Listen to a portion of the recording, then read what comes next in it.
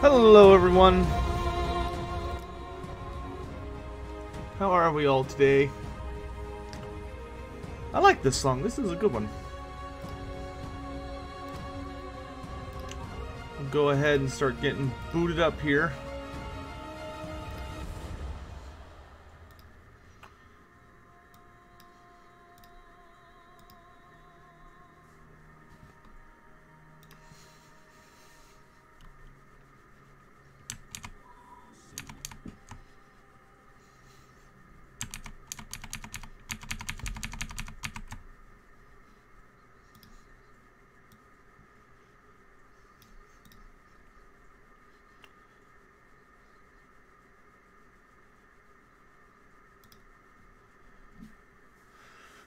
Trying to become a police officer? Fun. That's what Professor Pone does.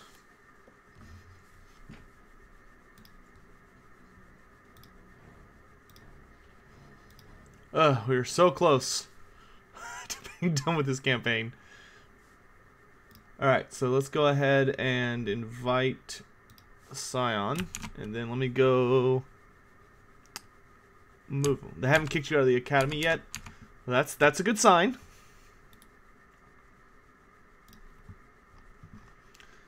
Hello, Scion. Hello again. Ready to wrap this up? Yep. Then just the Space Marines and Tyranids left. That is correct.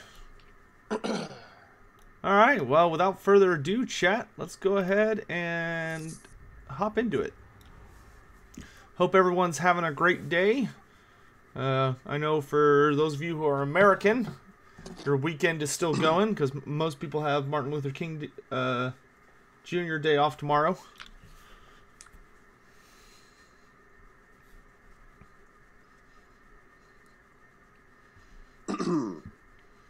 For those in Europe, hope you had a good weekend, or wherever you may be in the world. Oh, got a cinematic here. How could this happen? There must have been some mistake. I must have made a mistake. Traitorous savage. So you followed us through the webway. Step out of the shadows. Give me a solitary reason why I should not slaughter you. I heard Kairos' words on Typhon. You meant to save the spirit stones buried there. You may yet save at least one. You seek to ransom a single Eldar soul after thousands have just perished. I do not have it. Kairos does. I have seen it on his person. He kept it as a trophy from the Cronus campaign. Oh, whoops. I'll fix the audio in a second, or the image. Recovered, were they not? Our time in your employ has ended. Leave now with your life and never let us see you again. What? Caleb, we must. She is. Run, scion of the Emperor! You disappoint me, but so be it. Your race Better is run, bro. dead in any case. I will find my own way off this space hulk. Die well, Eldar of Aliatok. Yes, truly are the Eldar damned. Taldir gave her life to battling the Necrontyr, and in thanks we now leave her so to rot. You know it is a risk we cannot take. Would you have yet more Eldar die for the sake of the dead? The dead.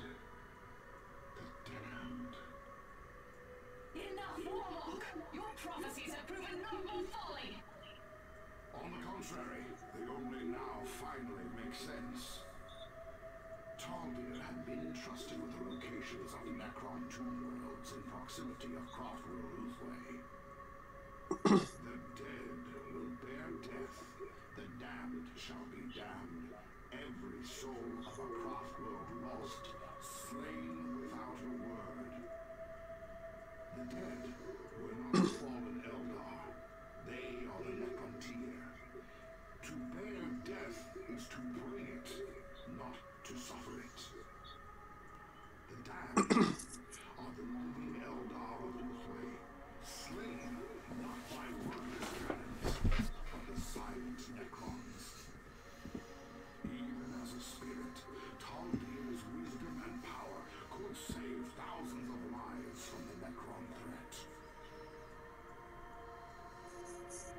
prophecy said that to prevent this doom, we must obey the scion of the Emperor.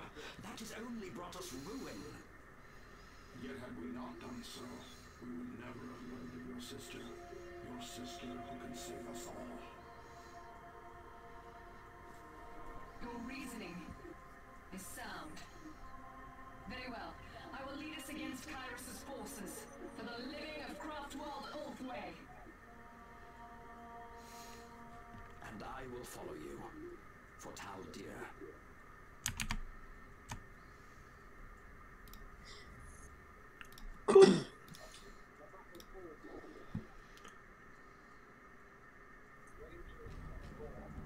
Alright.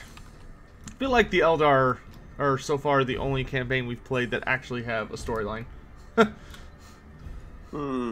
It's like the Imperial Guard. The Imperial Guard one was decent. Orc one was more of a joke, which is understandable.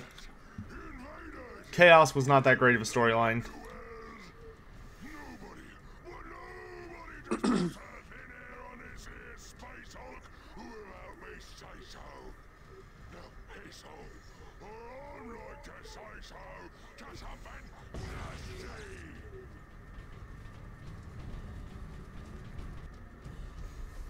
The Space Marine one is pretty good. It's a pretty good follow-on from the...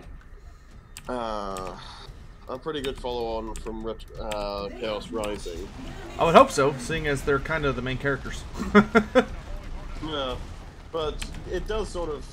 Like, even though you can only play one at a time, I think that, you know, the canon of it being Eldar, Imperial Guard, and Space Marines all simultaneously being the full story does make sense, and they do slot together fairly well. Mm-hmm. Whereas for the Tyranids and Chaos, you're just rampaging through, and the Orcs really don't give a shit about anything except loot. That precious hat. That's all he cares about is the hat. Yeah, I wonder what would happen if he somehow got to the Warhammer Fantasy world and saw Noctilus's hat. There would just be... There are orc pirates in fantasy, there's just no games about them, which is such a sad face. Orc pirates in fantasy are just as funny as they are in 40k, if not more so, because their ships are even less reliable. Because they're literally just like ships of other races just slammed together, and hopefully it floats.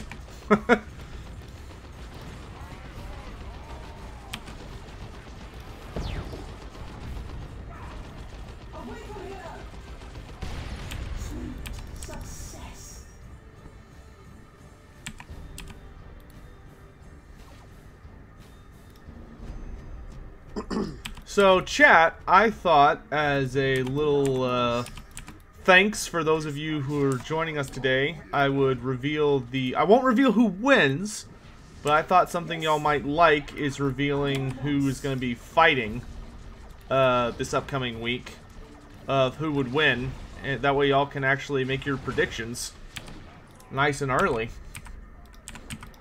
So we'll go over those in just a minute or two, to give more people a chance to get in here.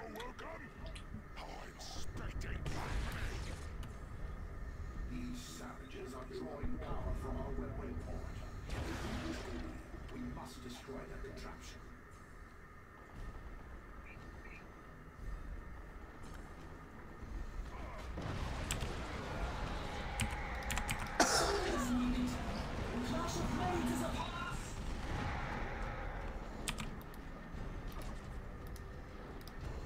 More foes have come to battle.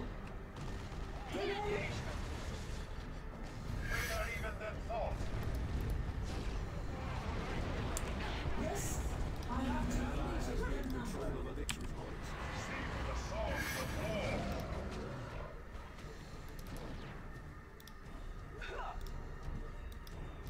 It shall belong to us. We have our prize. Say what is needed. Oh, Mr. Killican. As soon as I may, it shall fall in flame.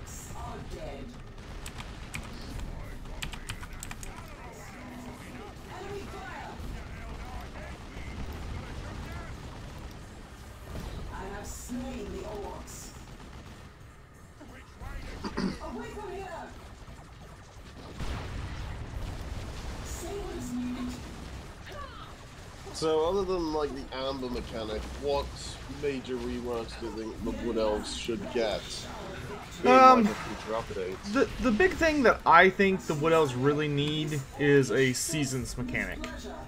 That'd definitely be interesting. Like, it's such a crucial part of what makes Athel Loren itself. That and the world roots. I would like to see the world roots get fleshed out to be an actual system. And then for them to have seasons that provide various buffs. Yeah, they also need to make the Wild Hunt a much bigger part of it, especially for Orion. Oh yeah, well it should just be like at least a Orion event, if not a faction-wide event. I find it very strange that despite the fact Orion's a legendary lord, you have to get an officer in his faction to unlock it, and it doesn't even affect Orion, I don't think. Or maybe it does, but only after you get the officer for it, which is really bizarre. Well, I think they should probably rework it to make it a core thing for like an Orion campaign, and maybe give something completely different to Durthu. Like Orion rides out and is very offensive in that respect, and Durthu stays and defends. Something like that. It would play more to their... Well, I could see like if they had like a seasons mechanic would affect both factions equally, because it affects forest spirits and regular Wood Elves pretty well.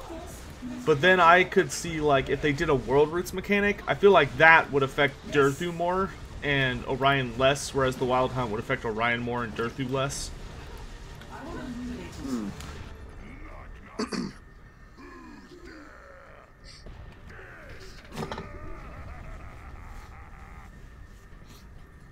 I do wonder who they'll go with for potentially a third legendary lord if they add them. I'm thinking the Sisters of Twilight are probably the most likely option. I'm leaning more. I'm hoping it'll be Ari, because she's the last in the trinity of three most important people in all of Athel Loren. That's true. I would really like to see Ariel. I know Games Workshop really doesn't like Ariel. Like, they stopped supporting her as a playable character. Even back in 6th edition. But, which was a long time ago. Because they introduced the Sisters of Twilight as kind of like a pseudo-Ariel, which was really weird. Because they represented Ariel, even though she is supposed to be like the ruler of Athel Loren, like the true ruler of Athel Loren most of the time. I mean, even compared to her, Orion's more like a figurehead than an actual ruler. Yeah. Or like an enforcer, or something like that. Yeah. I think one of the major impediments to the Sisters of Twilight would very likely be how you get the model to work. Oh, I don't think that would be that hard. I've actually talked to a few people about that, but really, I think if they used a hybrid of the mechanics used to animate and use Skarsnik along with the bolt throwers, that would do it. Like, you just have the two of them tied together, like Skarsnik and Gobla, and then to represent which one of them is using their melee stance and which one of them is using their range stance, you would just use the bolt thrower system of, like, the different kinds of ammo. Because that's how they work, is that one of them shoots a powerful single bolt shot, while the other one shoots, like, a multi-tube shot. And, but both of them would provide different melee buffs as well, and, as opposed to, like, just being a ranged note. I think something else in favor of Ariel would be a caster lord proper. Yeah, that's a big thing in Ariel's favor. She is the only... Yeah. She's the only... Well, there are two casting characters, but she's the big one. Technically, Nayeth the Prophetess is a casting character, but I don't like her as much as Ariel. And of course, Ariel could have a really interesting spell set. She'd probably have to have some life spells just because Athel Loren, but it could be really interesting to give her a hybrid of life, high, and dark. Yeah, that's very true. Which would be a very unique mix. Yeah, because Ariel was the first of the Wood Elves to learn dark magic. 'Tis true. They might be able to give us Spellsingers with like high and dark magic. Yeah, they definitely should.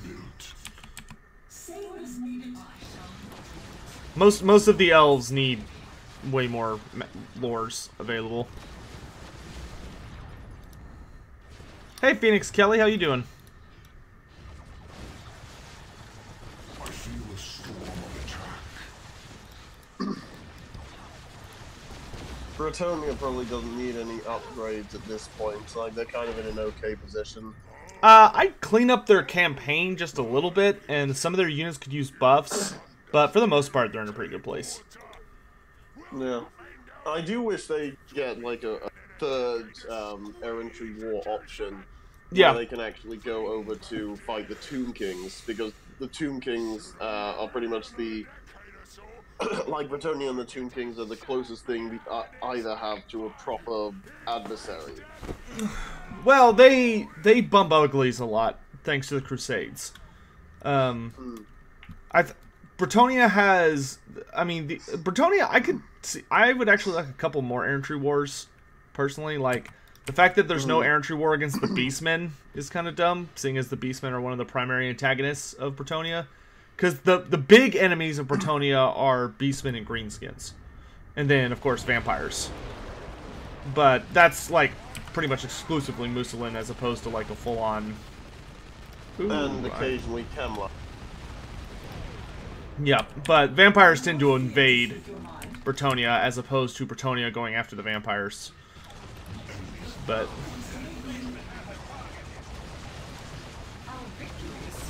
yeah, I would like to see the errantry war as more of a mechanic as opposed to a in-game selection. Just because there are so many factions they can declare errantry wars against. But...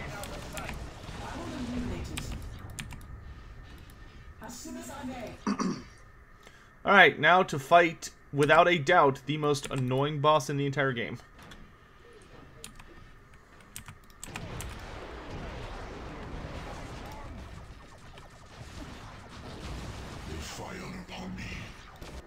Because he is invincible for so much of the damn fight, and he one-shots machines, typically, which is super annoying.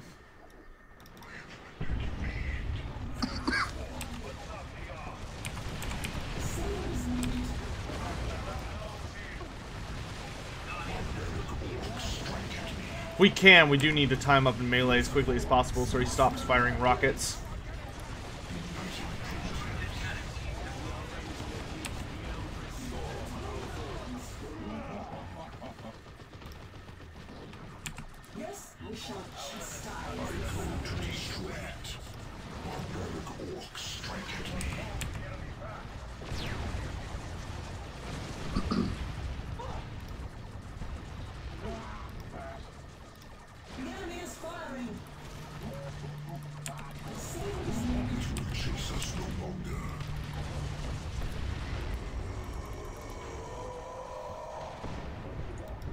We must save the lost one. As ever we serve the past, we shall find the appointed place. Grab some melee units. We go forth newly girded. We receive the gifts of the craft world. We are ready to serve. We are in the fray. We will destroy them.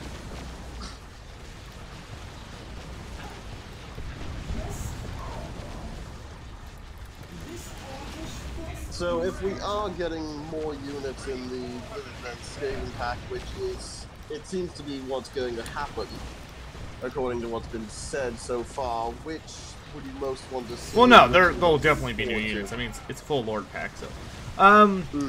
My big thing for the Lizardmen is Salamanders, which I still find super annoying. They weren't in the first one, or the initial one, just because they're one of the OG units. Like, when Lizardmen first came into existence, they had Salamanders. So, definitely Salamanders. Definitely Ripperdactyls, because we need... the one thing the Lizardmen don't have that they need is a very fast unit that's really good in melee combat. And has high armor piercing. So we definitely need those. Yes, I shall take the Wraithbone Synergy, please. We are free to search the planets once more. The experiment is underway. We must find Kairos before it is complete, which at best gives us a scant few days. His mind is guarded, hidden from my sight. And once the sacrifice is complete, we will have no chance of rivaling. I just watched Ben's first solo campaign from the first RPG on your channel. My goodness, I wish Merton was in the new roleplay. Oh yeah, Turin. Yeah, his character is super funny. His strategy is predictable. He cannot leave the sector, so he hides. With becoming fire within this subsector, he Ooh, you got some level ups. Passed long ago. Spider Dead Brood. planet, Cyrene. Alright.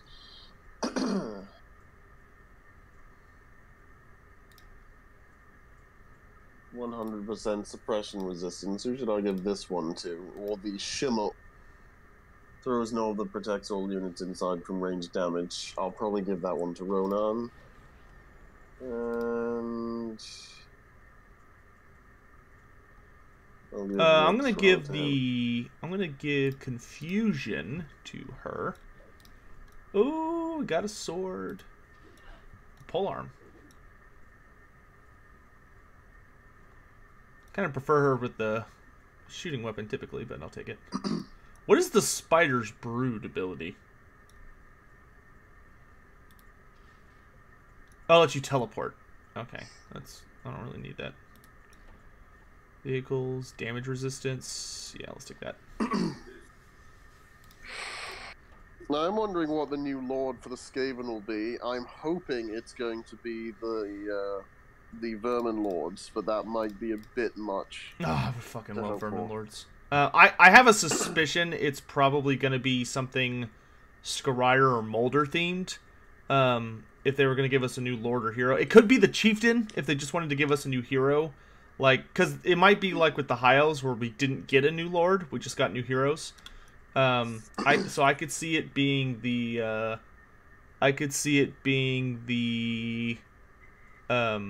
Master Molder from Clan Molder. I could see it being some kind of like Arch Warlock if they wanted to do Scryer. I could see Vermin Lords is certainly a distinct possibility, though they can't lead armies traditionally, so I don't know if they'd want to make them just a monster or if they'd want to make them characters.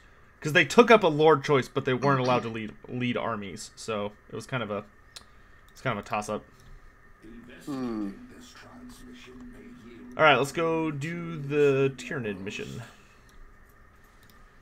The Labor Engine.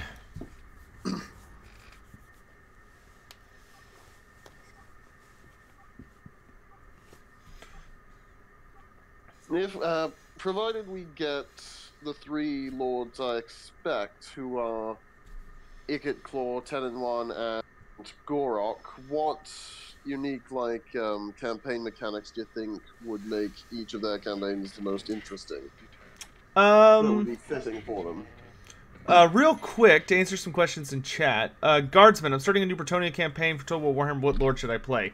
It depends on your playstyle. If you wanna play with a lot of knights, and that's all you care about is like getting really, really powerful knights as quickly as possible and having a lot of knight armies, then I would advise playing Albric. He also has the best economy.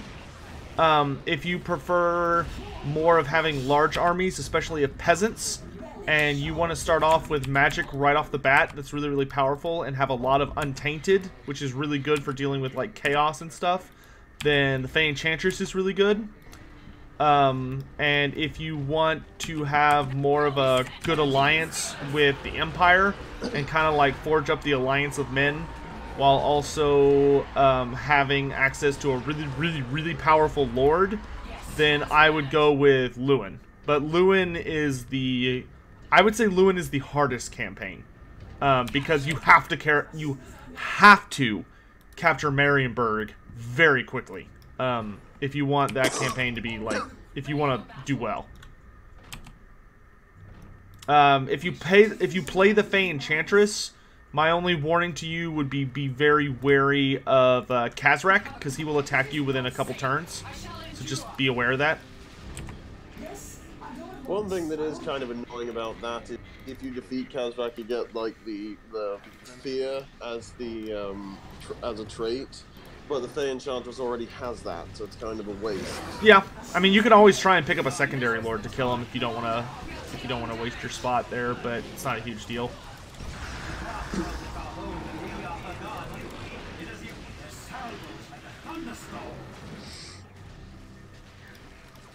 Well, I have to say, hard campaign start for me in Mortal Empires has to be Arkans, just because of the dwarfs nearby having a fair walk to get to the next. Arkans is hard for most people. The Chaos campaigns are the most difficult, just because they require you to play in ways that most people don't do naturally. But yeah, they're certainly up there. Let's see. Alright, let's move the labor engine into position and get set up. Do you think 10 and 1 to start off with will have a similar sort of playstyle to Skarsnik, where it's skinks only, maybe with Croxagores? No, I don't think he'll have that kind of restriction. I think he'll just have massive bonuses with skinks. Like, massive bonuses. How do you think the red-crested skinks, if they're added, should be implemented? As like a regiment of renown, a whole new... I would prefer them as a whole unit, personally. So sort of in between Saurus and normal skinks, yeah. in terms of strength. Yeah. Basically a unit that has decent combat stats, and like their combat stats aren't amazing. Their main strength is just that there's a lot of them, is what I would say.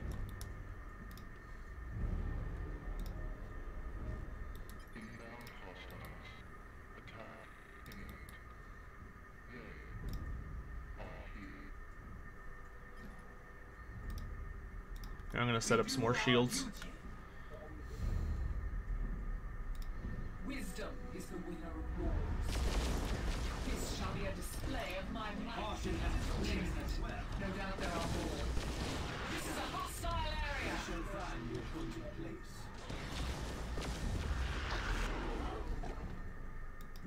Now is the time. Meanwhile, Kairos just kicking ass. Yeah, Lokir's, Teclis and Lokir have very hard Mortal Empire campaigns as well. That's very true. Teclis is just surrounded by not friendlies. And Lokir is stuck in an area with massive Skaven corruption, so you need to take... Yeah, you gotta build up public order. Quick. Yeah.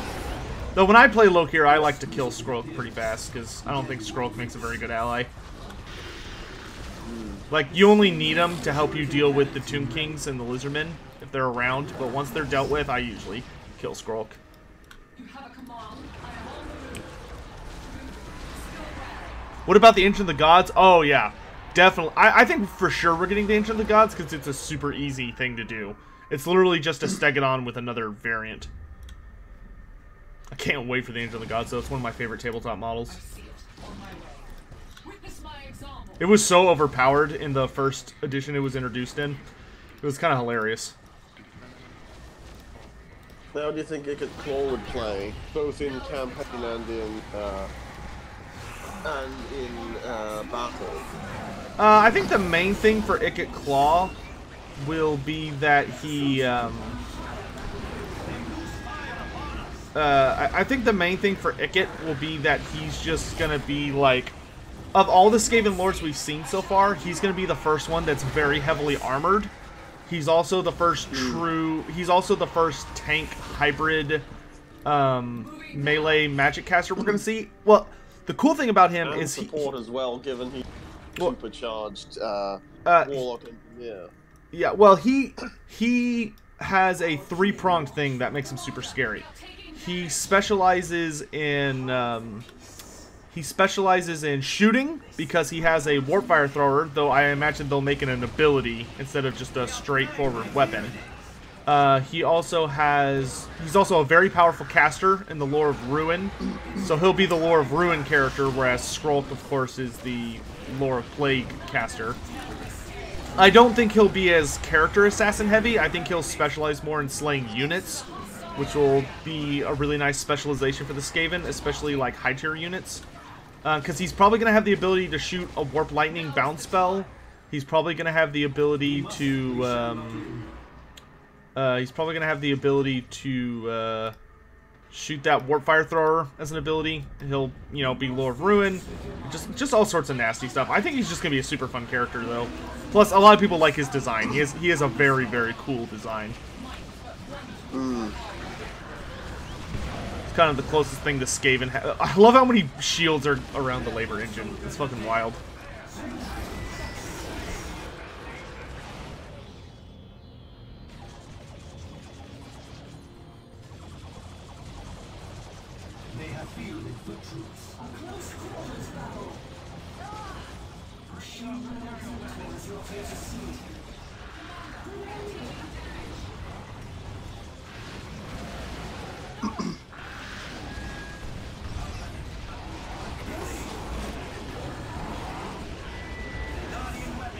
I think we'd call them what a useful sort of hybrid Warlock engineer is. They're probably one of my favorite hero units. Because like, you've got a mage, plus you've got a dwarf engineer rolled into one. And Ichabod's going to be that supercharged. Plus armored enough to stand up properly in combat as well. I don't know if they'll give him a mount, but if they do, the only acceptable option is a Doom Wheel. I think most people would agree with that. I personally hope he doesn't get a mount, because I think he'll be just fine running around on foot. But, especially because he's a halberd character, you know? It's like he's probably going to have charge defense, so... Well, it would count as a chariot, and Cetra also has a halberd character on a chariot. Yeah, but Cetra is already a super well-established mount character. Like, they're not adding anything to Cetra by giving him mounts. He has the Chariot of the Gods.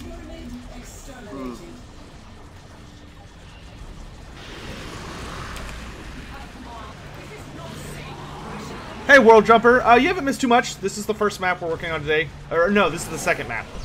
So this is the last map in the Space Hulk, the Judgment of Carrion. And then after that, there are, I think, 3 more missions, and we're done. So we're almost there.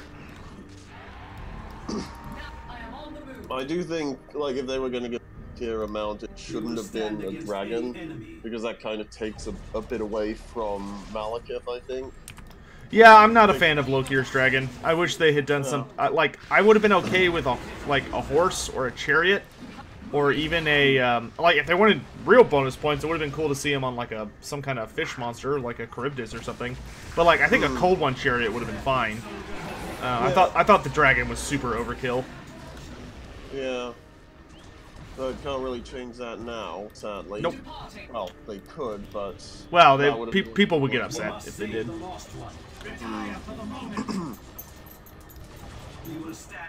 Still, if they do give, if it's a Doom Wheel, it should be a really souped-up, unique named one. I do like how a lot of the mounts are actually named. It gives it more character, like how it was originally just called, like how Gelt originally just had a Pegasus, and then it got renamed Quicksilver. Oh yeah, that was a big campaign of mine back on the forum days. I remember that.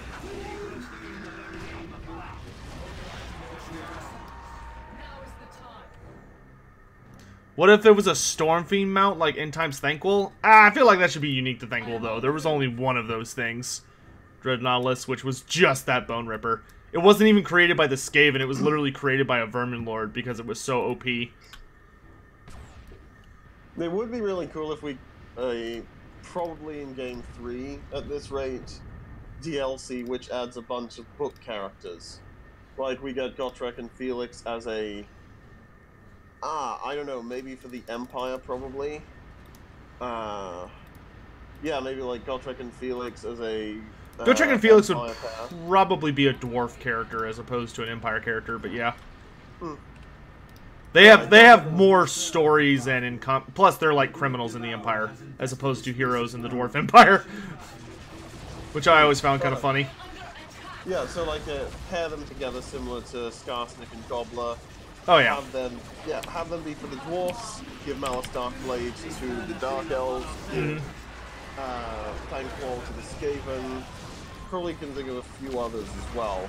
Like, if we get Kislev, I don't know, probably the only option for them would be Ulrika, even if she'd fit better with the vampires. Yeah. Something like that. But then there would be a bunch of factions which wouldn't have any. So they'd be kind of left out, but I'd rather... Well, it depends on how deep they went. Like, there was a similar pair to Gotrek and Felix that were a Bretonnian. It was a Bretonnian noble and his peasant servant that were super goofy. Oh, they had a lot of misadventures. Yeah, that could be a good one. I've not read them yet, but I think I got them I think in digital format. The questing knight of the realm. Oh yeah, the Bretonnia omnibus, yeah. The Bretonnian omnibus is really good. Kind of a bit sad that the first two were full books and the last two were just novellas. Yeah, they're fun. Yeah, the Grail Knight was the worst one in my opinion because it's super short. Though it is very epic, I'll give it that much. It's a very epic story, even if it's very quick. All right, Carnifex is dead.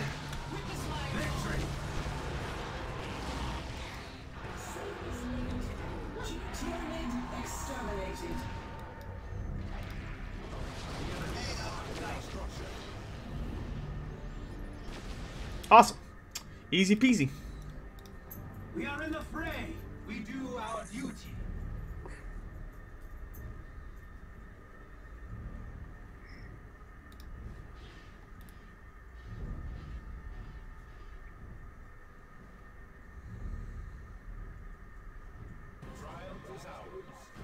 Kind of wish we could recruit unmounted cold ones rather than just through that ritual. I find them super useful. Oh, yeah, that's true. Yeah, for the Lizardman campaign? Yeah, I feel that.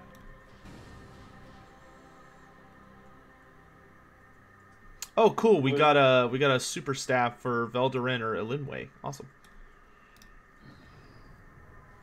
I think I'll give it to Elinway because I like her in melee.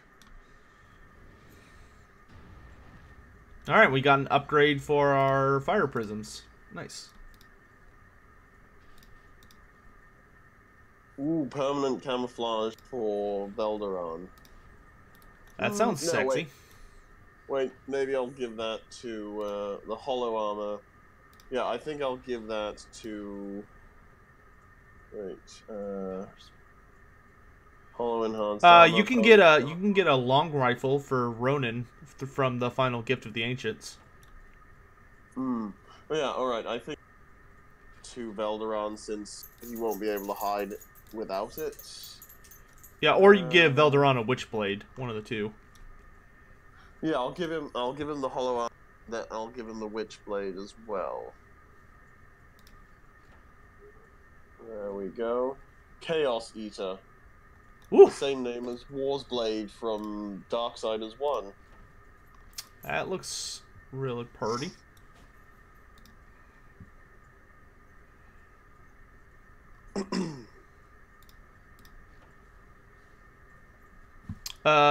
We don't need the Mace of the Librarian, right? No, because you just put that sword on. Okay.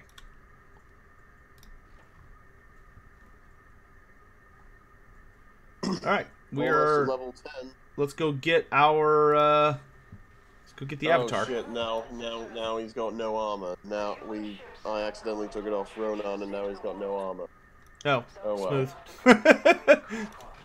It's all good. Oh well, we'll probably get some more.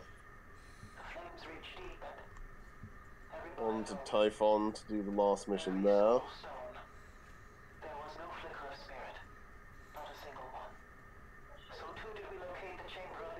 Yeah, this one will be a good one for him.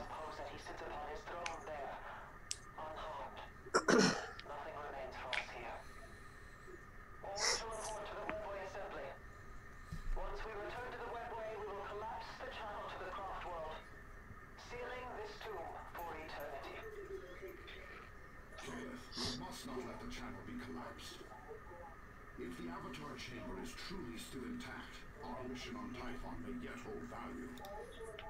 All right, let's go get Big Daddy.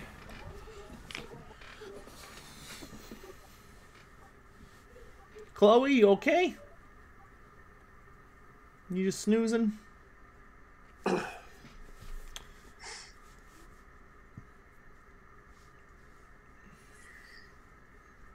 am really wondering what the Empire's rework's going to be.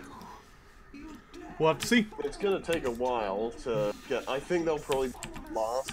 I think the greenskins will be next. It's either going to be Empire or Wood Elves. Though I could see them leaving the Empire till the very last.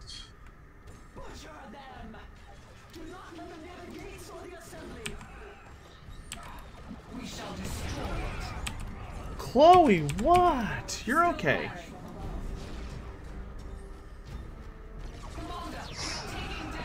Chat, can y'all hear her? Come here. Up. Come here. Come lay down. Hey, get over here. Come here.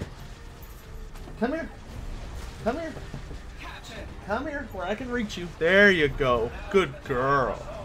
There you go, chat. I'll give y'all some Chloe cam. Yeah, I see you, big girl.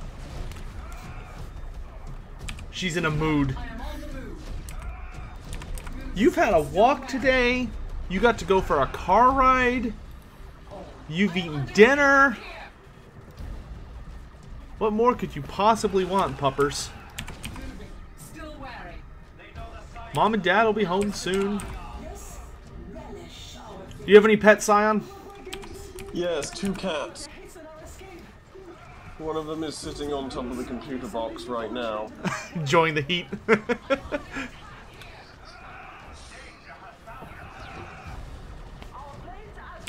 Well, I'll have to take some pictures and post them in that in the pets channel. Yeah, the critters and creatures. Yes, you will. One thing I think that would be a really, other than the mandatory rework of the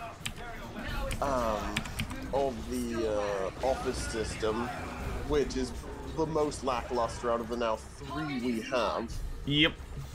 Is I think something that could be interesting is like religion as a thing. It's the Sigmarite Church, the Cult of Ulrich, and dealing with chaos influence. Yeah. As well as maybe, well, it'd probably be a bit much to have more stuff like Tal and other things, but it should definitely be sort of a push and pull between the Sigmarite cult and the Ulrican cult. Oh yeah, totally agree. And maybe they could add that to a lesser extent with Kislev. Have it be between Urson and Ulrich. Mm-hmm.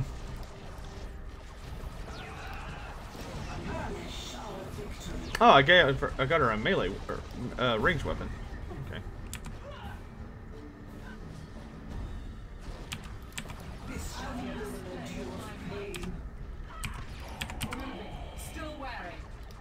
Ooh, new rifle too. Nice.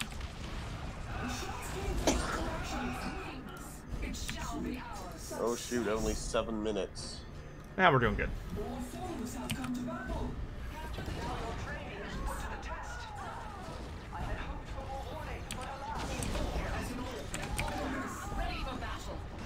Make sure to save enough population that we can get a big guy at the upcoming one. Yeah, I'll leave 20. I think 2 Wraith Guard squads is enough. I think so.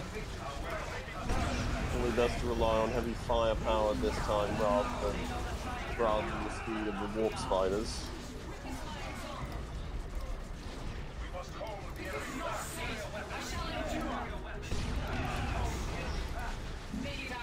Oh yeah, destroying the gates gives us more time. Yep. Yeah, so we got plenty of time.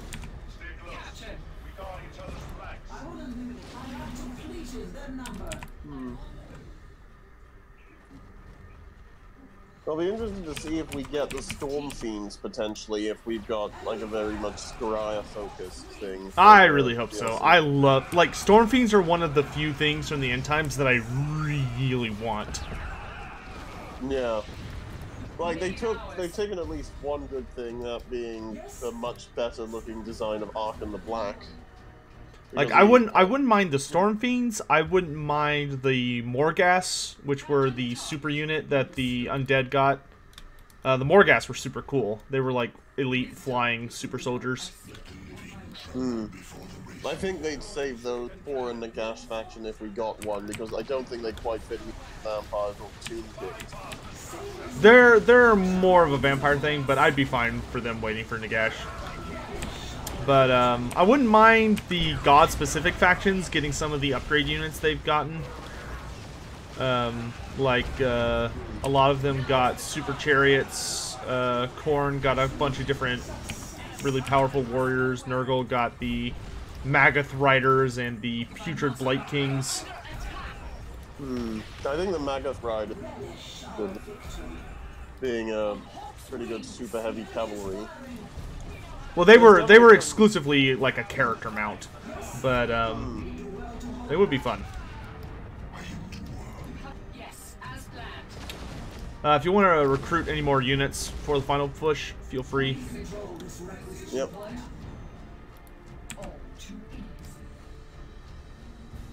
I'm looking forward to using demonic mounts that we'll hopefully be getting for Lords.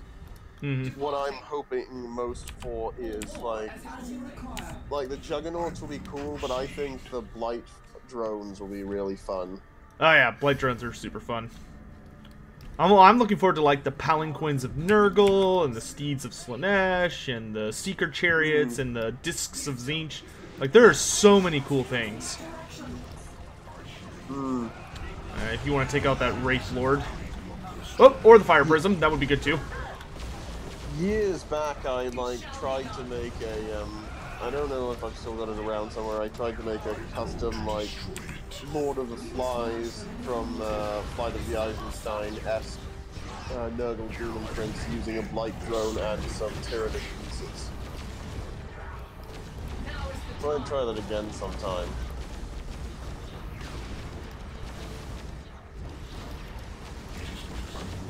Because that is an interesting approach that one could take with Nurgle, an insect approach. We fought together on Meridian. You escaped Angel Forge? Kalith, stand down the war host. Allow me to speak with her. Order Kalith. The prophecy warned that you would do this to us. Battery low. Oop. I am sorry. We follow our own prophecy. On that unfulfilled would doom a still living craft world. Is this true? It is. Ulthwé is in peril. By slaying the monster responsible for this exterminatus, we may save her. Charging battery. Always in peril. Even Farseer have ever danced on the strings of fate because of it. Ronan, she is dying.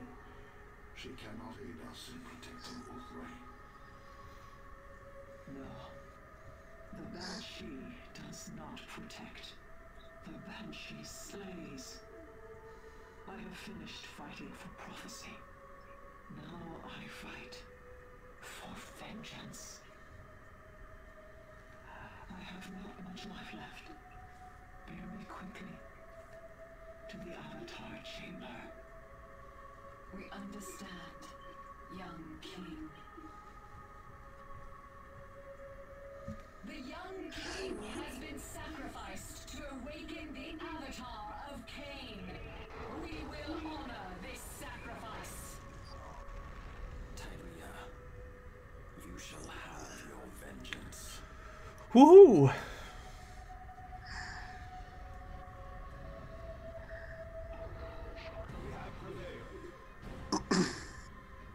Got the Avatar. Makes all nearby troops immune or resistant to ranged damage and immune to suppression. Awesome. We got a really nice rank 9 rifle.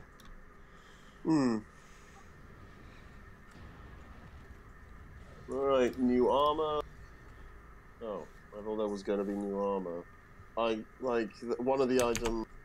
Oh yeah, I never pick the items. I always get upgrades. There was one which was called the Mantle of the Young King, which would have been really good for Ronan. Oh well, still no armor for him, but new rifle. Oh wow, I just realized the live stream is like super delayed. Oh my god. Yeah, everyone watching new this. Rifle looks really good. Kiss of a Liatalk, 17 rate plus 17 range damage percent-wise, plus 50% accuracy, plus 20 sight range. Yeah, that's good. But that yeah, it's a lot more damage. But Nemirian's Legacy is still pretty good. On target, on kill, target explodes in a burst of psychic energy. I'll still go with the upgrade though. Sounds good. There we go. Final upgrade, Hollow Field, and then yeah, fully maxed out. Very cool. And fully maxed out as well. Awesome. Are we good to? Are we good? Upgrade. Are we good to break down this other rifle? Yeah, it's a lot weaker than this one. Awesome. That lets me level up. Awesome. All right, let's go do this. This armor is a sacred relic of the Adeptus Astartes. We shall deliver it to our chapter master. Lord Kairos now serves the dark powers. You now serve the dark powers. This corpse god's place we stand in is not a sanctified shrine of your chapter. It is a fort to be plundered. And this land raider we have unearthed is not a relic.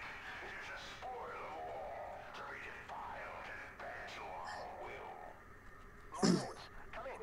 Do you read? What is it, Whelp? Why do you interrupt? Beg your forgiveness, my lord, but we found another one. This clearly originated from Kairos' forces.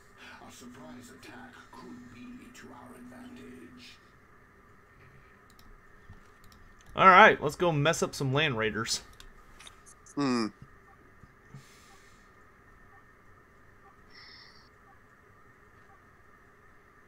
Well, like, yeah, what would the campaign mechanics that would be most interesting and lawful be for Ikit Claw, 10-in-1, and Gorok, do you think?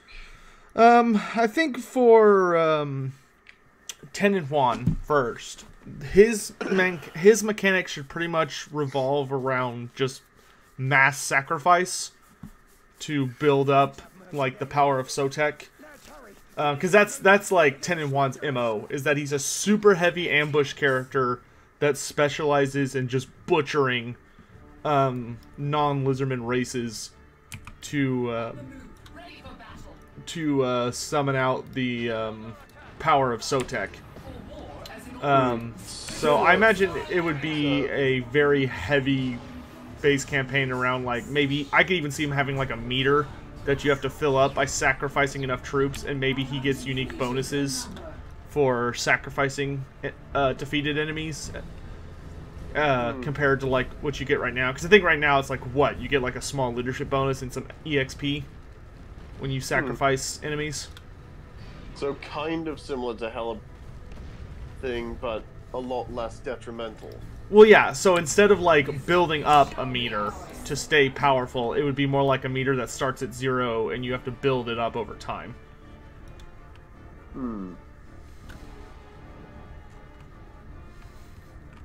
What about Ikit Claw? Ikit Claw, I would expect him to have like massive research bonuses. Go ahead and get some new units, by the way. No. Since I've got Avatar Boy.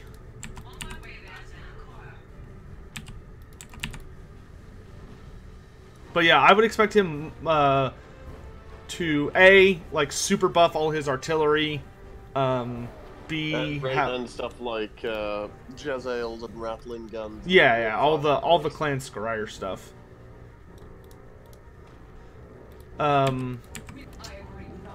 And then because I think the only I hope they kind of make Skaven corruption a bit more powerful and let that be more of Skrulk's thing, being corruption, and then Queek being all about like dominating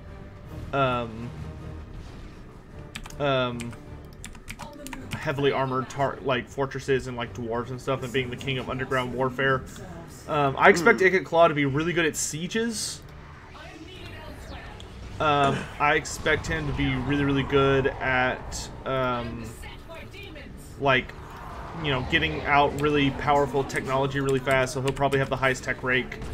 He'll probably also have all sorts of crazy wacky buffs. I'm trying to think of what would be like a good, unique, full-on mechanic for him.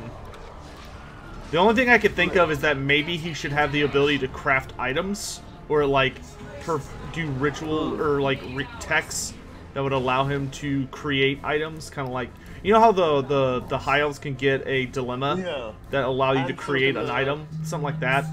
Yeah, the dark elves get something similar as well sometimes. Like if it's really low, you get this really cool item. Yeah, for like loyalty events and stuff. Yeah, which Skaven kind of have something like that, but I could see that being like a right for Ikit Claw, being like the forges of Skaven Blight managed to produce some kind of super weapon. I could see some sort of warpstone for that, because he'd be the most reliant on it for his tech and stuff. Yeah. Yeah, the only person that uses more would be like, Thankwell, if they ever put him in the game. Which I'm sure they will, but it might be a while.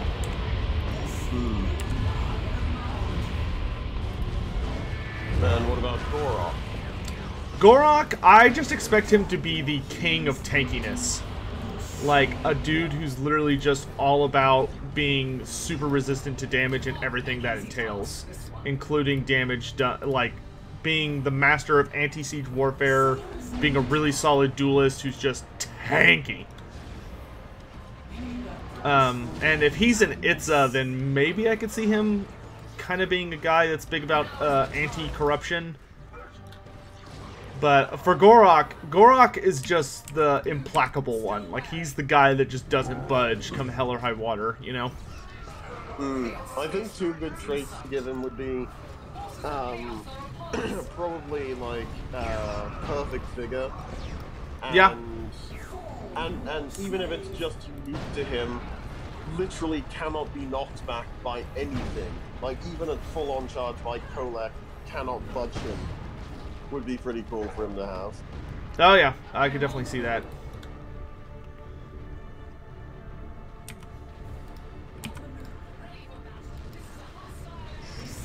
Also, one thing I'm wondering is if we do get mono-god factions at some point, where it's like, if we do get them, it would have to be a mixture of demons, of warriors, and of beastmen.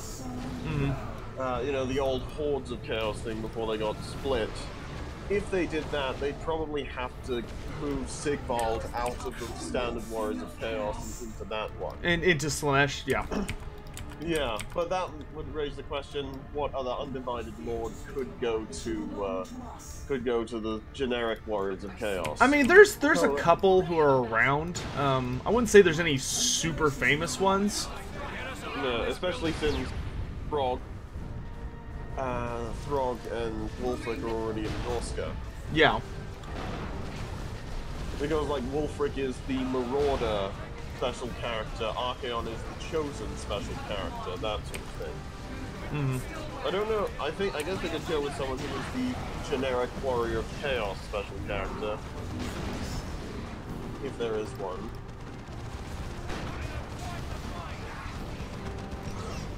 Yeah, maybe.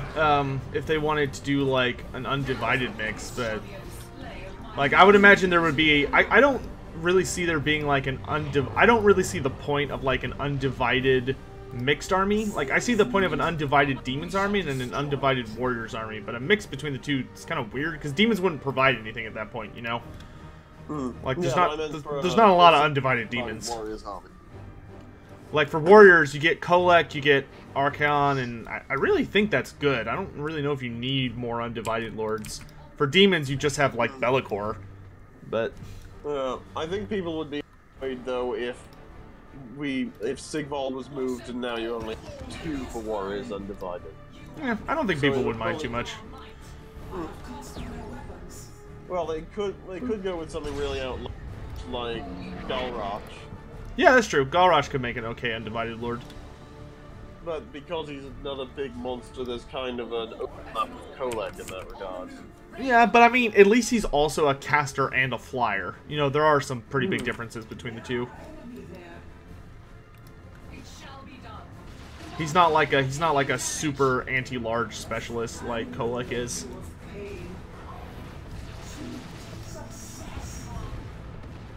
Yeah, let's cut across the front here.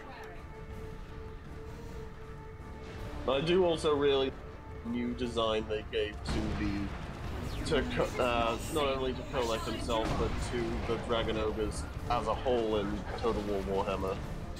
They look a lot better than some of those old... Oh yeah, well I mean those models haven't been updated since 6th edition, I think.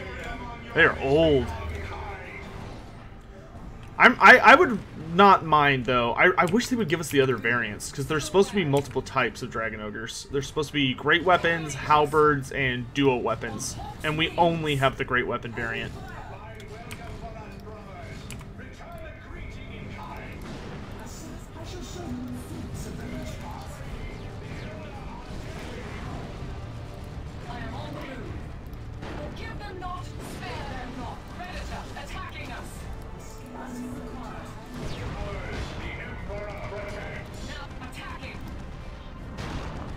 Bringing up a few more Wraith Guards. Well, we have a new thing here. Base thing.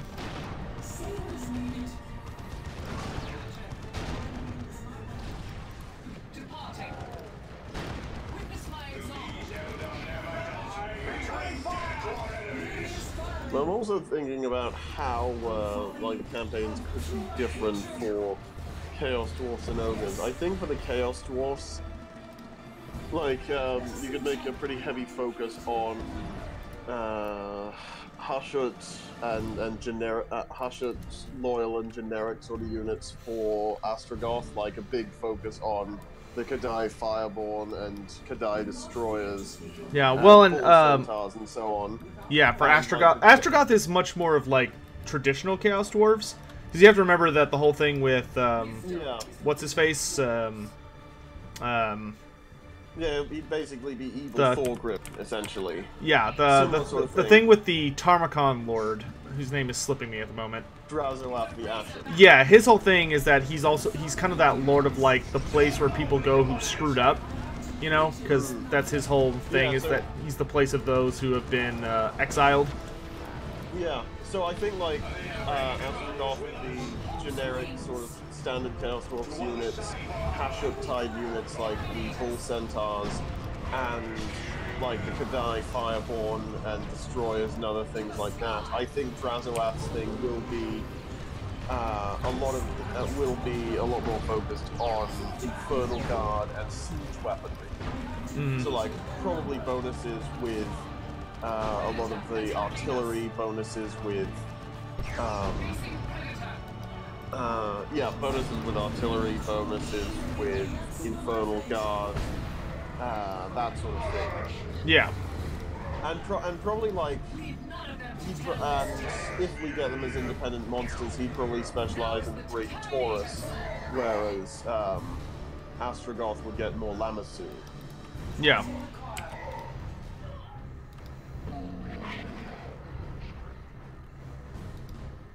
I'll just look up what other characters there are. I could see them doing... he's technically an Age of Sigmar character, but he's sold in the same pack now. They could do Shartor the Executioner, who's a Bull Centaur character. Yeah, they could go with him. And he could just be really focused on like the monstrous aspect, which would be fun. Yeah, I would hope they design him a bit because he's got stuff look kind of silly. Yeah. Like otherwise his design's pretty cool, but that looks kind of off. Let's see. The Kadai Destroyers will certainly be good. Hopefully they'll CA will come up with a good design for them. Yeah, Given that's like, they're very customizable, and there's no official model. So yeah, like there was a trial run which looked kind of horrible and was sort of repurposed for another Age of Sigmar demon character, I think. But yeah, other than that, I'd say like the artwork in the Monstrous Arcanum for them looks pretty good, but if a bit generic. So we'll see what CA does with them. yeah. Yeah, because they're definitely another unit that, I mean, they are super customizable. You can make them fly, you can make them have all sorts of weird upgrades. Like, they are a very bizarre thing.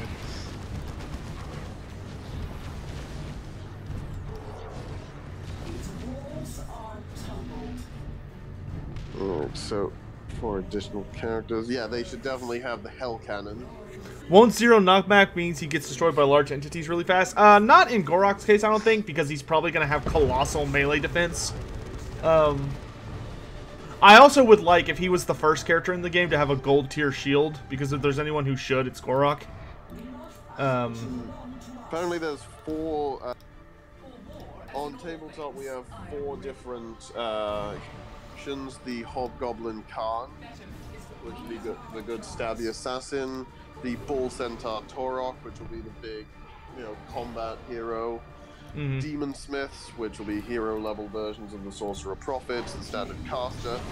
And then the one that I could see being left out, potentially, is the Infernal Castellan, who are, like, hero level. Yeah, they're basically the just generic hero. Yeah, they're like the hero Infernal Guards. And given we don't have any Slayer heroes, could very easily see them leaving out the Chaos. I still refuse to give up on that. I say yet. They'll give me my Dragon or Demon Slayer eventually. God help me.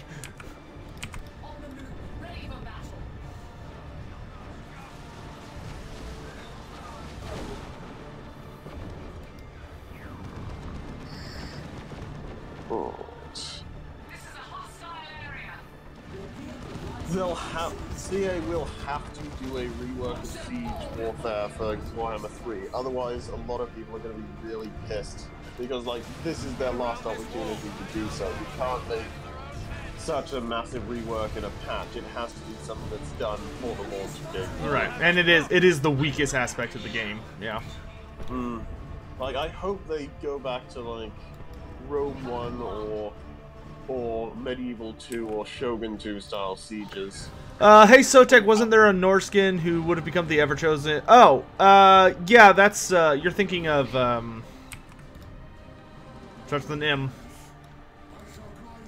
I know this.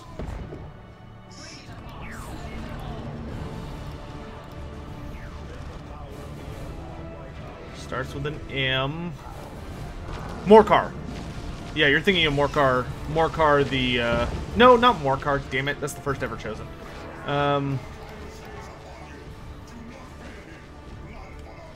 It'll come to me. Just give me a minute. I'll remember it at some point. I know who you're talking about. But yeah, he can make a good Norskin or Warrior of Chaos Lord. I think he'd do better as a Norskin because he kind of overlaps Archaon pretty hard.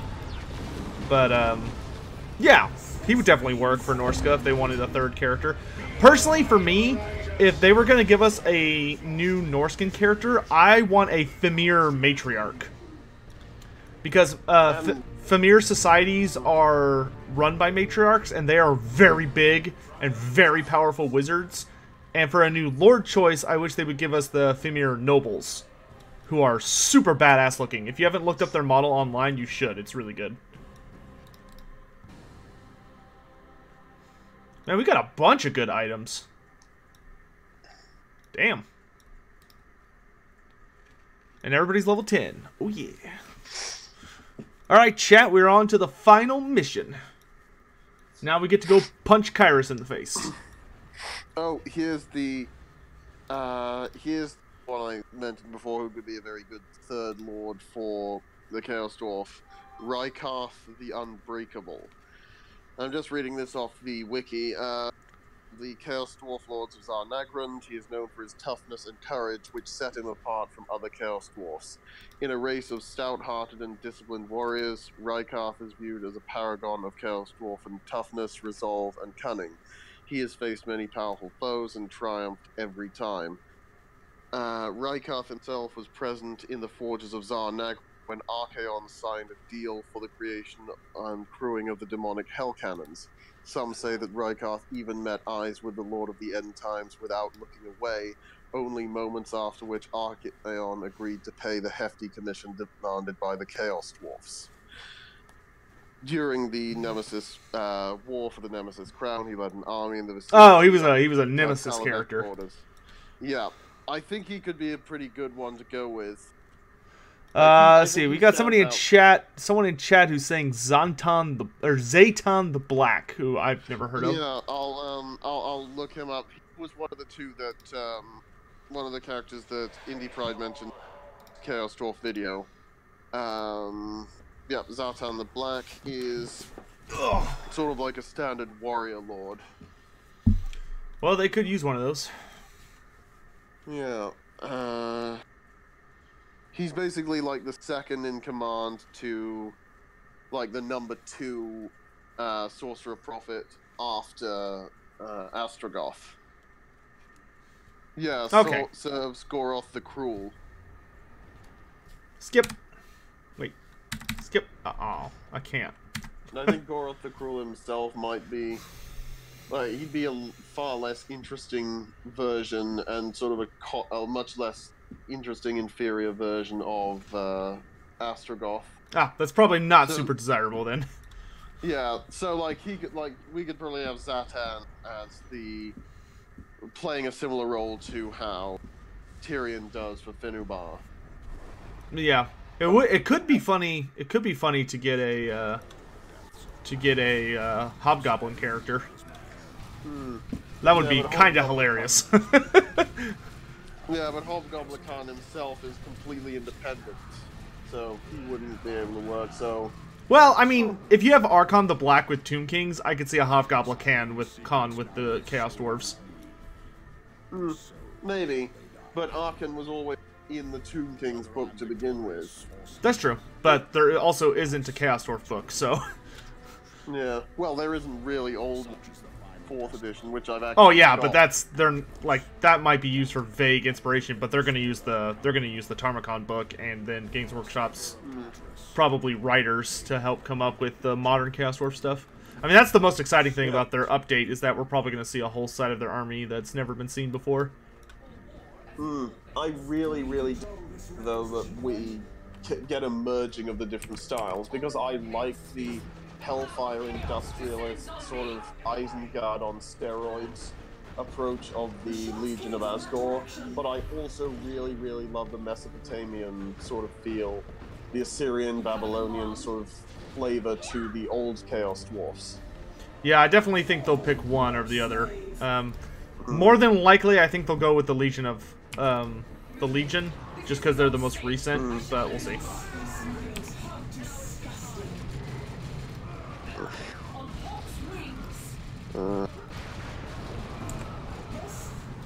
I don't know, maybe they can hybridize it a bit. I don't know. I do want there to be some influence.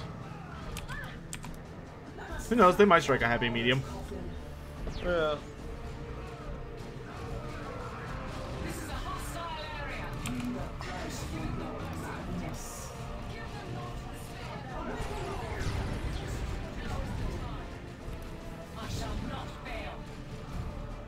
Doesn't Gorok have the Shield of Eons? I think that's what it's called. And yes, it is pretty much the bulkiest and scariest shield in Warhammer Fantasy.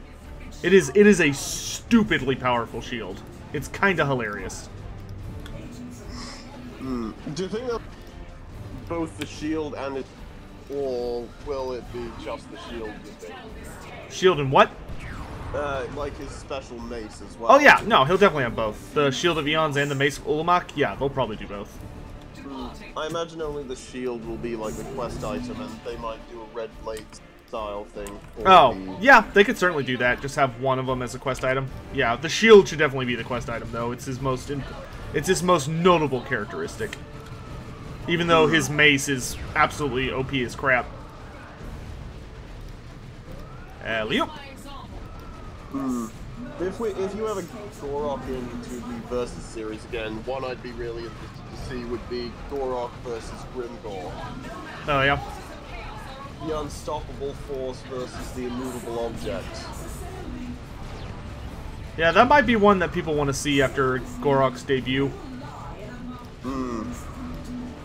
Seeing as he will make his first appearance this week. What Total War Warhammer campaign am I going to do next? Oh, I don't know.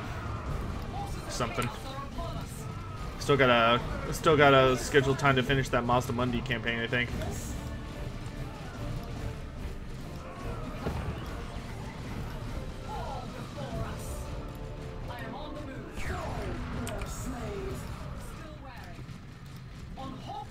Forces of chaos are upon us.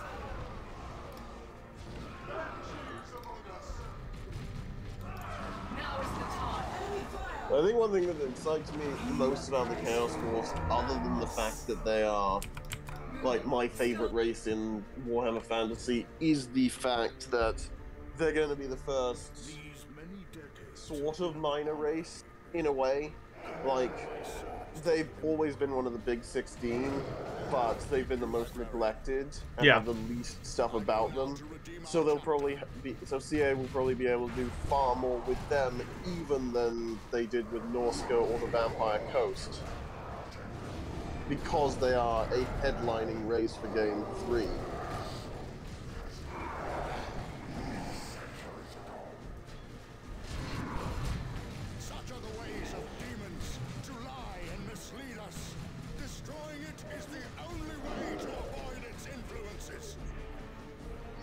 On my way there now.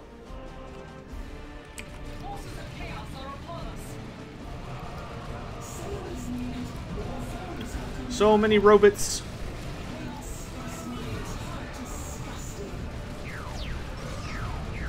God, that ability is so good. I love that ability from Kalith. The one where she flies and just drops bombs everywhere.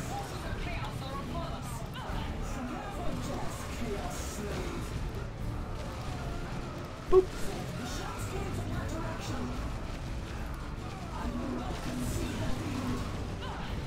Oops. Got the main building. Good. I need to get all these dreadnoughts down.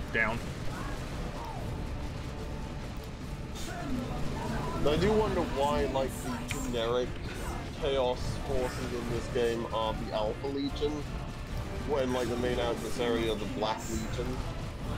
I don't know. Maybe they just felt they had, like, the most, like, chaosy palette that was easy to do. I guess. So the Alpha Lead, one of the less, like, just because of their nature, they're kind of less chaosy.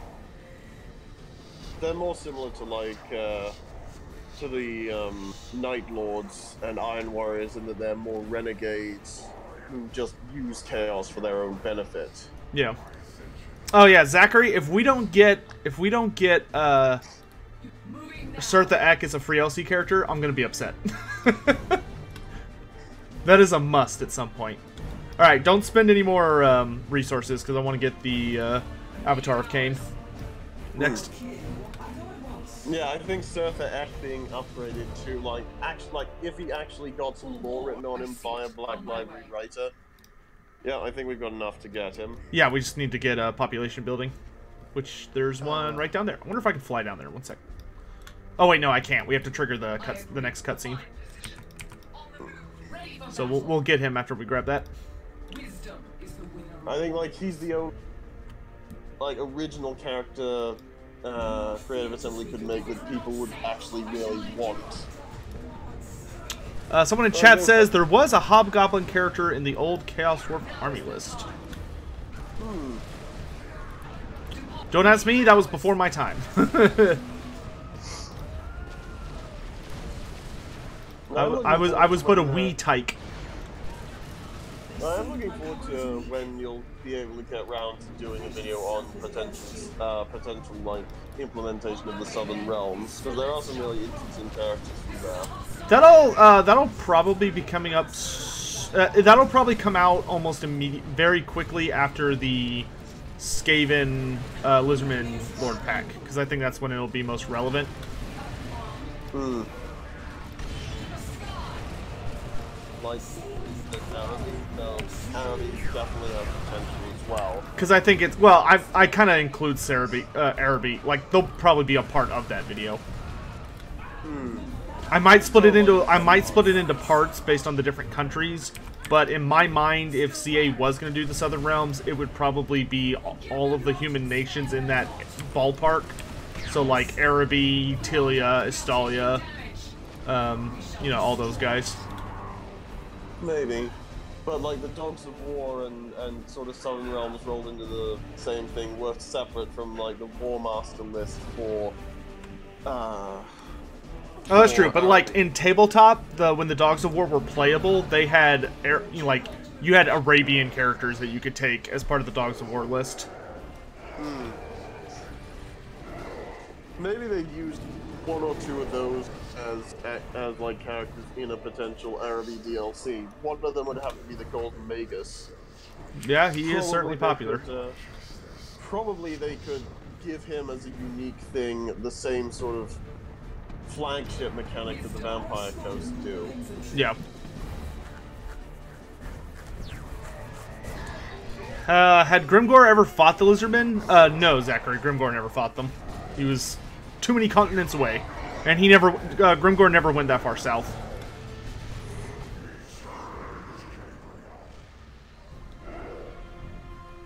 Alright, Gabriel has been squished. Which has unlocked this area. Oh, hey, look, a new purple sword. If only there was a time left to actually, like, do anything with it. No matter though, he was after all just a human. Need to reinforce that Eldar are just dicks at the end of the day. Yep. Moving now. On Hawk's wings. A possible powerful ally against the forces of chaos. Never mind, he's just a human. Fuck him. It shall be ours. He's got those human cooties. Hmm. I think like potential options for Southern Realms Lords would obviously Borgio the Besieger for Talea, maybe Leopold the Black for Border Princes. I could definitely see them using Lucrezia Belladonna as like a Lore of Death caster, and because of like, and like they could probably place her somewhere else in the world, and then maybe either an Estalian or New World Colonies character.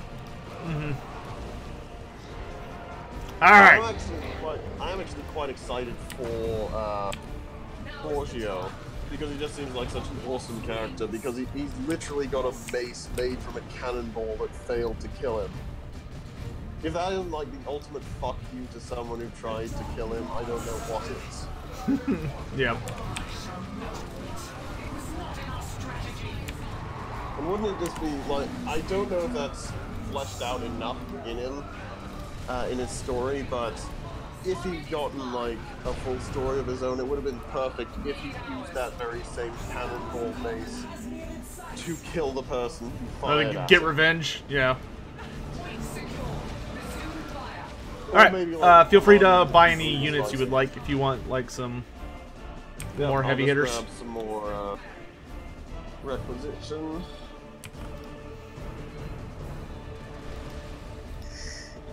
On Hawk's wings. The sounds of chaos assembly. Yes. We need some serious heavy firepower, so let's go with a fire prism. Ooh, good choice.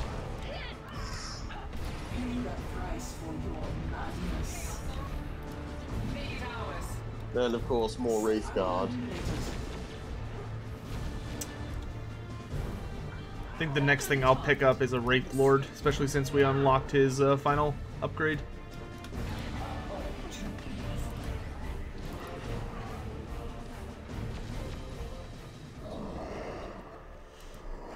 For Surtha Ek, Mammoth Chariot or Skin Wolf Chariot?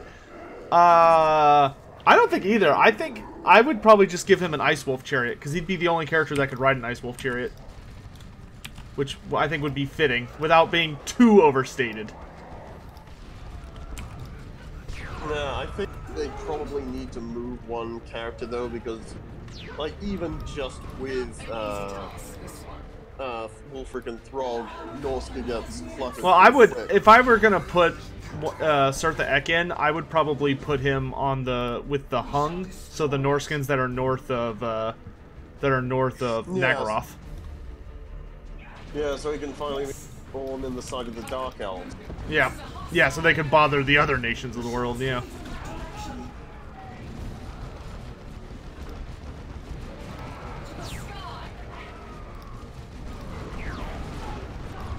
Doesn't he, like, have a special trait he can get if he defeats Cetra? Yes, he does. Him and Cetra have a unique trait for if they kill each other. Which is pretty awesome. Oop.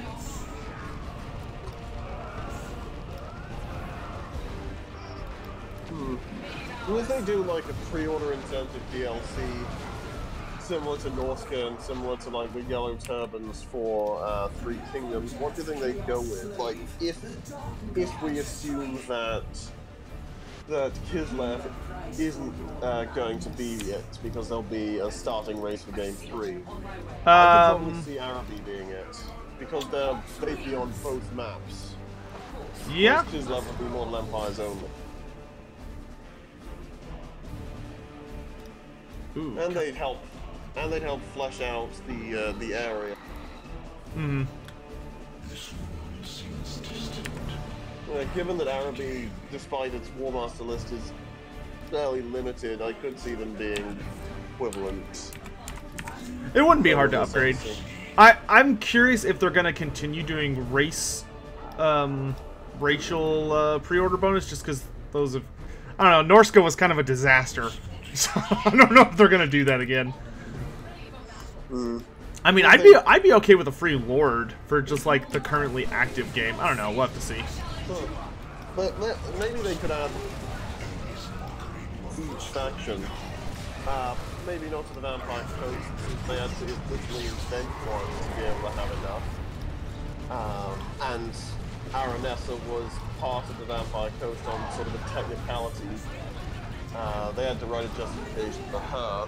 Right. Because like, to start with, the only ones who make sense off the top of my head, who weren't invented, would be Noctilus and Harkon, who weren't complete nobodies. Yeah. But I could definitely see them adding. They could even add a new one for the Tomb Kings if they went with either Prince Apophis, the Scarab guy, or like that really old one that really old character who's like partly in a bone giant. That is a very old character, but yeah. Yeah, he'd be an awesome one to go with. Another Monsters Lord. And he could be like a unique in that he's the only melee bone giant. So that could be the opportunity to add stuff like Eltharion the Grim, Malice Darkblades, probably like Nikai the Wanderer and Thankwall. Get smashed! All of the factions up to 5 lords. Yeah.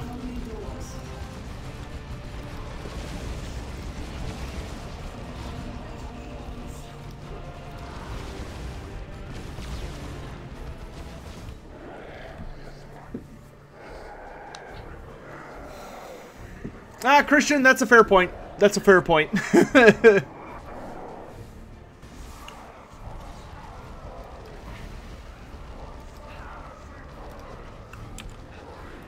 Alright, Kairos no longer has his invincibility cheat on. Speaking of, there's some really entertaining ones in Ancient Mythology. Like if you're having a really hard time getting through particular missions, because like I'd recommend doing it on like maximum difficulty just for the extra challenge, since some of them can be really quick and easy if you know what you're doing. So I might as well wrap it up. But if you're having real difficulty, I won't tell you any of like the resource cheats or the map reveal cheats or anything like that. Pretty sure I could just Google them if I really wanted them, but I don't intend to use them. Yeah, but like, there's some really absurd ones. Like, there's one called O Canada, which grants you a super fast laser eye bear. Like, it literally zip around the map faster than anything else, and it's got like a cape with a Canada flag and shoots lasers out of its eyes. Hmm. Yeah, the people at Ensemble Studios had fun with the cheats. There's one from Age of Empires 2 which will give you a car called a Cobra, which is literally a car which fires a machine gun. And we have come to reclaim it. Oh shoot, Jonah's dead too. Yeah, he usually doesn't make it too far. Letting the Avatar heal up.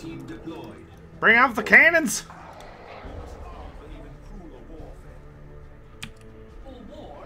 We are assembled. Oh shoot, did the Exquisite in appearance. oh, I guess we might have lost the fire prism. That's okay. I'm sure plenty of our crap's gonna get killed during this fight, so it's not like we can't make more. I'm gonna use these grav platforms to make sure we don't get flanked. Hmm.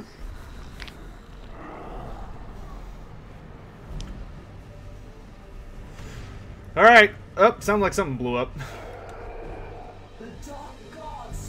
Oh, he's summoning... Oh, okay, he's summoning minions.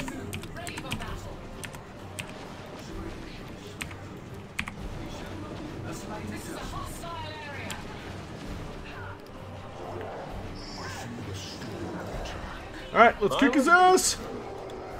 I am really looking forward to the new laws of shoot that'll arrive in Warhammer 3. The laws of Nurgle, Slaanesh, Tzeentch. Oh yeah, the Demon Lords are gonna be great. And God Magic. Yep. Okay, let's take these down quick. It's the best way to do damage to them.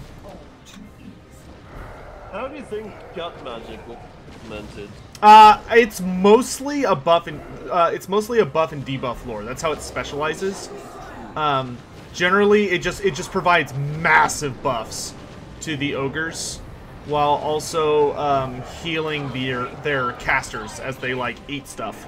Though it does have a chance of backfiring, so I don't know if they're going to implement that part of it. No!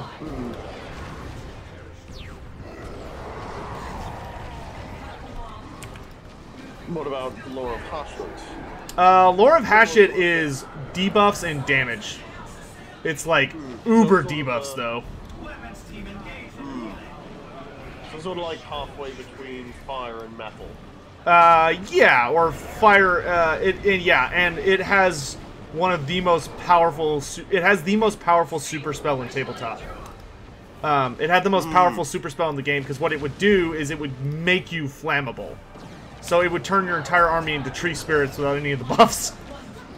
So fire magic would just melt your entire army if it hit you. Oh, let's get the thing.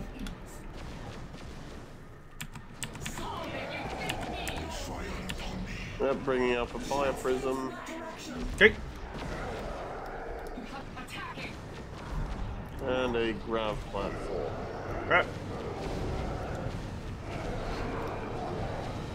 What about the three... Oh, mind the incoming. We are taking damage. I think I'll retreat them to heal. Okay. We must save the lost. We shall be their bane. The enemy is too close.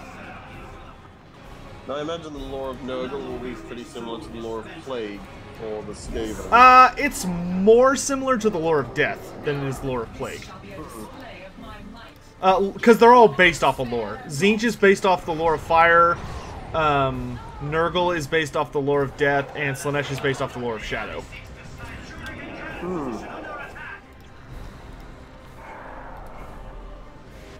And Hashut is sort of a hybrid of...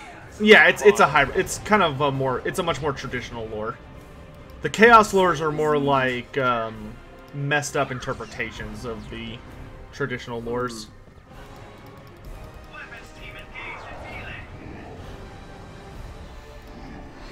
What about potentially the lore of Ice and the lore Son of a bitch. the lore of Ice and the lore of Sand for Kislev and Araby? I don't know about Araby. I've never seen their lore. I'd probably have to go look up a Warmaster compendium. For the lore of Ice, it was kind of a really bizarre version of the lore of Life, almost, because it was based on, like, utilizing the terrain and, like, altering the battlefield to your advantage, which was a really cool gimmick. I don't know if that's still what they would do, or if they do something a little different. It's hard to say. Well, CA have just certainly shown themselves to be inventive. With Yeah, I mean, the lore of the Deeps was very impressive. And that didn't even have a predecessor, so it was super impressive. Yeah. And they've got plenty of stuff to work on off the Ice and even a bit of Sand.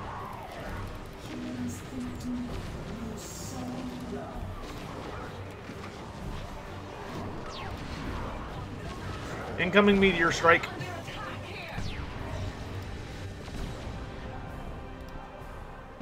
Oh, he just that was a perfect shot. I'll give him credit for that.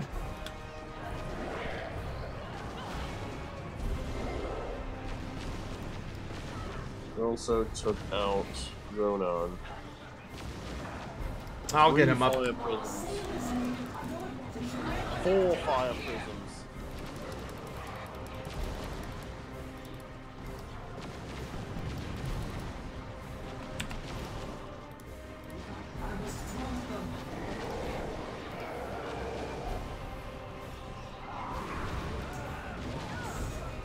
Rude.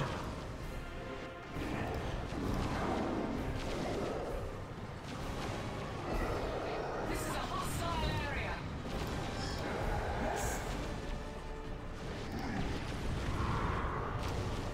Here comes our firing line of fire prisms. Awesome. That's what I like to hear. I think his hand's stuck.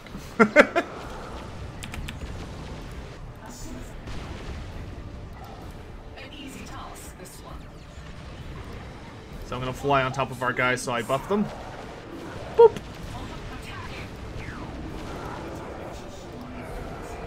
Oh, get the last thing.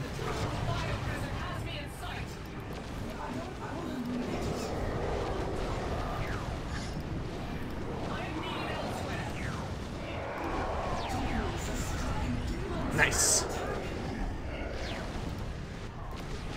While he's down, I'll summon this. Wraith Storm!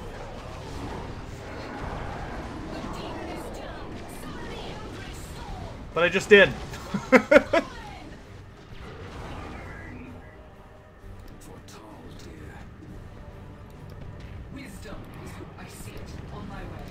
GG, you jerk.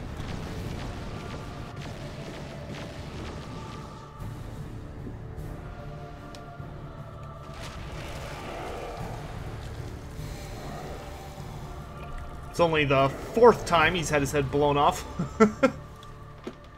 4 down, 2 to go. Yep. Alright, now let's enjoy some sweet cinematic action. And Rain of Blood Crusher.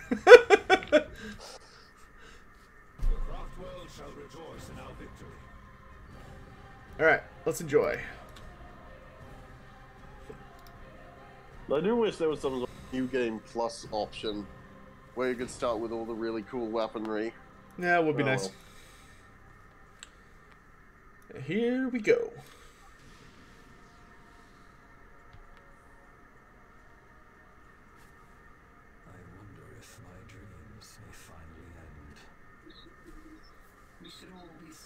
fortunate to have such loyal kin. I believe we already do.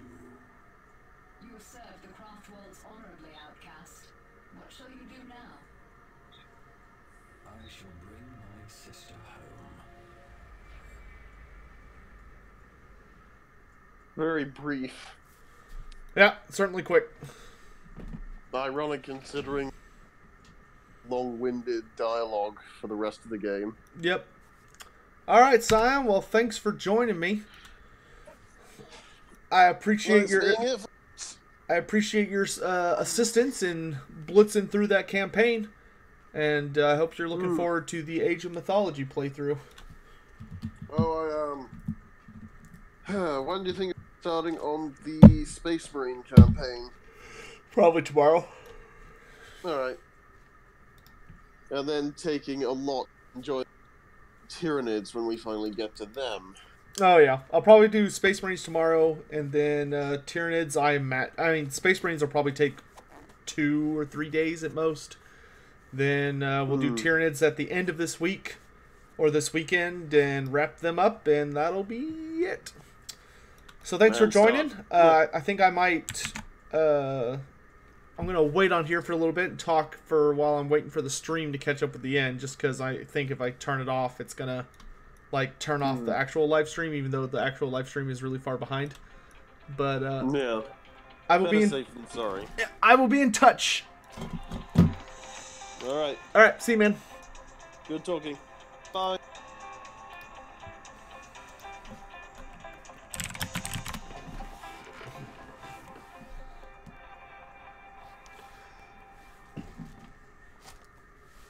All right, chat. Well, apologize for the phone ringing. Is the series over after this one? No, we got 2 more left. We're well over halfway.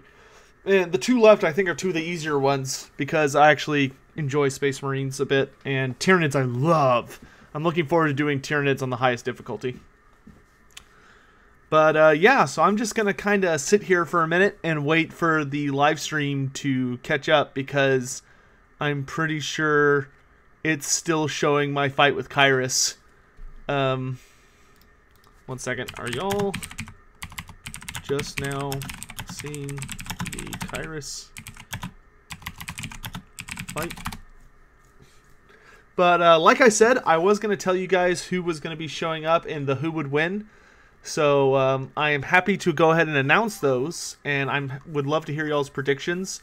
But the who would win versus that you get to look forward to, I won't say who wins, but it's the Fey Enchantress versus Alariel the Everqueen, Krokgar versus Vlad von Karstein, Wulfric the Wanderer versus Lokir Fellheart, Morger the Shadowgave versus the Green Knight, and Gorok the Great White Lizard versus Tarux the Brass Bull.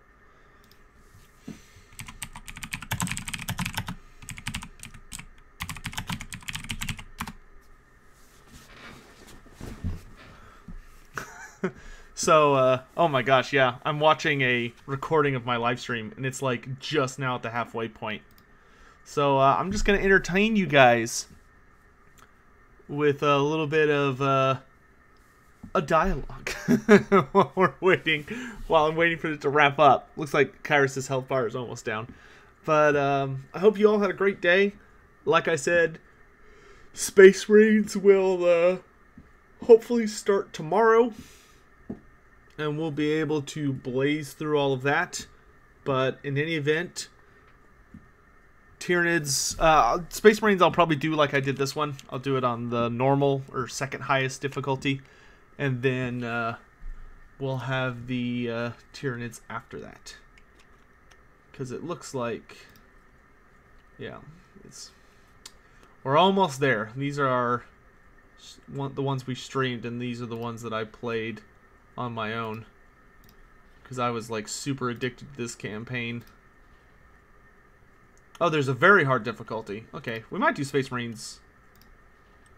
We'll probably do Space Marines on... man, I had a lot of variance in my difficulties there. See, we did Space Marines on hard, Orcs on hard, Guard on hard. We did Eldar on normal. I didn't see a very hard option for Eldar. Weird. So maybe we'll do Space Marines on hard, and then we'll do very hard for Tyranids. Because I love me some Tyranids.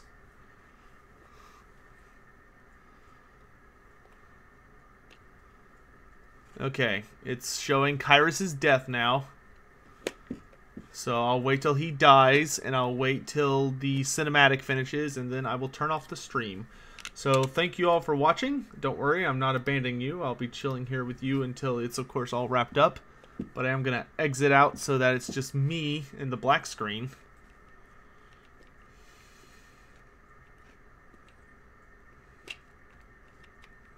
I need to get a light, like right here next to my screen, that shines in my face, because I look like a supervillain on stream in that, like, it's hard to see me.